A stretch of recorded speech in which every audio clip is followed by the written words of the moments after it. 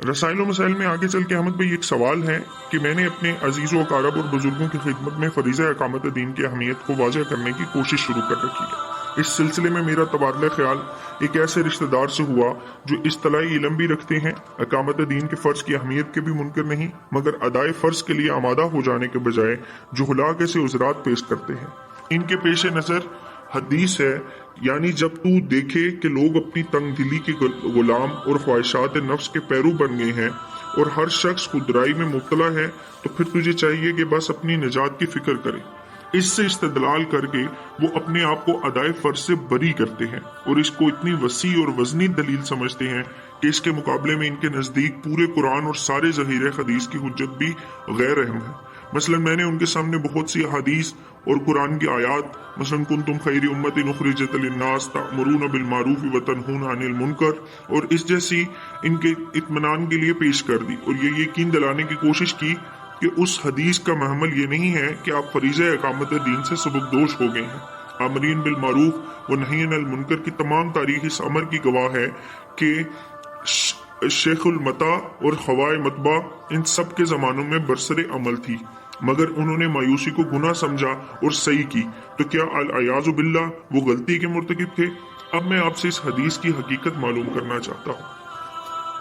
ارحم بھائی، آپ نے یہ جو سوال پوچھا، اس کے تناظر میں یہ موجودہ دور کو بھی دیکھیں تو بہت سے لوگ یہ ہیلے بہانے لگاتے ہیں کہ جی یہ فتنوں کا دور ہے اور اس میں اپنی فکر کرنی چاہیے، بلکہ سیکولرزم اور لبرلزم کے لوگ تو کہتے ہیں کہ یہ اپنا ذاتی معاملہ ہے، جی ہمیں کسی کے دین سے کیا لینا دینا، کوئی کام کر رہے ہیں یا نہیں کر رہا۔ تو ہم دیکھتے ہیں کہ سید ابو العالی مودودی نے اس میں کیا جواب دیا۔ سید ابو العالی مودودی فرماتے ہیں کہ یہ فیصلہ کرنے کے لیے کسی پوری قوم میں، یہ ساری کی ساری دنیا میں شیخ متا اور ہوائے متا کے سوا کچھ نہیں رہا، تجربے کی ضرورت ہے، نہ کہ اپنی جگہ سمجھ بیٹھنے کی۔ اگر کوئی شخص حق کی طرف لوگوں کو دعوت دے اور تبلیغ کا جو حق ہے وہ ادا کرے اور پھر تجربے سے ثابت ہو کہ کوئی بھی اپنی ہوائے نفس کی پیروی چھوڑنے کے لیے تیار نہیں ہے اور سب کے سب باطل پرستی پر مصر ہیں، تب اس حدیث کی منشا کے مطابق آدمی کے لیے یہ درست ہو سکتا ہے کہ وہ لوگوں کو ان کے حال پر چھوڑے رکھے اور صرف اپنی نجات سے غرض رکھے، لیکن عملاً کوشش کیے بغیر پہلے ہی سے یہ سمجھ لینا کہ دعوت اور تبلیغ اور تذکیر سے کچھ حاصل نہیں ہے، محض ادائے فرض سے جی چرانے کا ایک بہانہ ہے۔ نبی کریم صلی اللہ علیہ وآلہ وسلم پر اس کی ذمہ داری ڈالنا بڑی جسارت اور سخت زیادتی ہے۔ اگر آج ہم اس حدیث کو حجت بنا کر اپنا وہ فرض ادا کرنے کی کوشش نہ کریں جو مومن ہونے کی حیثیت سے ہم پر عائد ہوتا ہے، تو دنیا میں آپ اپنے نفس کو مطمئن کر سکتے ہیں، لیکن قیامت کے روز اگر ہم نے اللہ تعالیٰ کی باز پرس کے جواب میں یہ حدیث معذرت کے طور پر پیش کی اور نبی کریم صلی اللہ علیہ وآلہ وسلم نے اسی وقت ہمارے منہ پر اس کی تردید کر دی کہ میرا مدعا یہ نہ تھا اور ان لوگوں نے میری حدیث سے غلط معنی نکال کر محض ہیلا بازی کی تھی، تو بتائیے کہ ہمارے پاس جواب دہی کے لیے کیا باقی رہ جائے گا۔ دراصل اس حدیث کا یہ منشا ہے ہی نہیں کہ بحیثیت مجموعی کسی پوری آبادی کے متعلق یہ قیاس آرائی کر لی جائے کہ وہ ہدایت پانے والے نہ ہوں گے، لہٰذا نصیحت اور تذکیر سے کچھ حاصل نہیں، بلکہ اس کی منشا یہ ہے کہ اگر کوئی شخص یا کوئی گروہ ایسا ہو جس کے سامنے دعوت حق کو ٹھیک طریقے سے پیش کیا جائے اور پھر اس کے رویے سے یہ معلوم ہو کہ وہ اپنے ہوائے نفس کو بندہ بنا ہوا ہے، تب اس کے اوپر تذکیر میں وقت ضائع نہ کیا جائے۔ یہ وہی بات ہے جو قرآن مجید میں جگہ جگہ آئی ہے، وَعَارِضُوا عَنِ الْجَاهِلِينَ کی طرح کی۔ احمد بھائی، ایک اور سوال آگے پوچھا گیا کہ ایک صاحب جو علم دین سے بخوبی واقف ہیں، خطبہ جمعہ میں پیغمبر رسول صلی اللہ علیہ وآلہ وسلم کی اس حدیث پر کہ میرے بعد 30 سال خلافت ہوگی، بعد میں شاہی دور شروع ہوگا اور آخر میں امام مہدی صاحب جن کا حسب نسب یہ ہوگا تشریف لائیں گے اور خلافت قائم کریں گے، یوں حاشیہ آرائی کی کہ جو لوگ ظہور امام مہدی سے پہلے خلافت کے لیے جدوجہد کرتے ہیں وہ محض ڈھونگ رچاتے ہیں اور دکانداری چلاتے ہیں۔ اس حاشیہ آرائی کے متعلق رائے گرامی کیا ہے؟ ارحم بھائی، اس سوال کے جواب میں سید ابو العالی مودودی فرماتے ہیں، اس طرح کے استدلال جو لوگ حدیث سے کرتے ہیں وہ معلوم ہوتا ہے کہ علم سے بھی بے بہرا ہے اور خدا کا خوف بھی ان کے دلوں میں نہیں رہا۔ نبی کریم صلی اللہ علیہ وآلہ وسلم کی پیشن گوئیوں سے اگر اسی طرح کا استدلال کیا جانے لگے تو انسان گمراہی کی آخری حد تک پہنچے بغیر نہیں رہ سکتا۔ مثال کے طور پر ایک حدیث میں حضور اللہ صلی اللہ علیہ وآلہ وسلم نے یہ پیشن گوئی فرمائی ہے کہ مسلمان آخرکار